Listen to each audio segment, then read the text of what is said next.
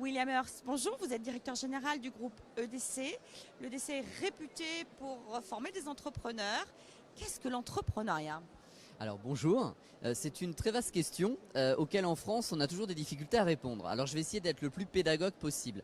Un entrepreneur, c'est à la fois classiquement un créateur d'entreprise qui peut créer son entreprise juste après la fin de sa scolarité, voire quelques années après on a planté la petite graine. Ça peut être un repreneur qui reprend une entreprise existante et qui la fait fleurir. Et ça peut être aussi, ça on ne le dit pas assez, de plus en plus une personne qui crée une activité, un nouveau business dans le cadre d'une entreprise existante dont tu n'es pas le fondateur. Après tout, pourquoi intégrer une école de commerce ou de management pour devenir entrepreneur? Est-ce que c'est vraiment essentiel?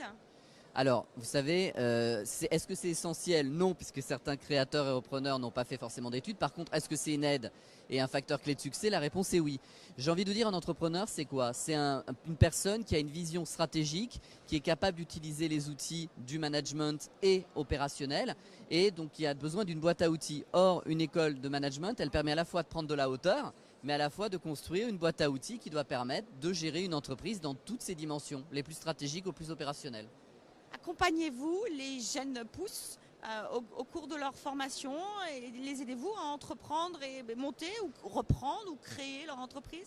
Oui, on a alors quelques chiffres. On est la première école en termes de création d'entreprise après la diplomation. 20% de nos étudiants créent une entreprise suite à leur scolarité, alors que la moyenne française c'est 8%.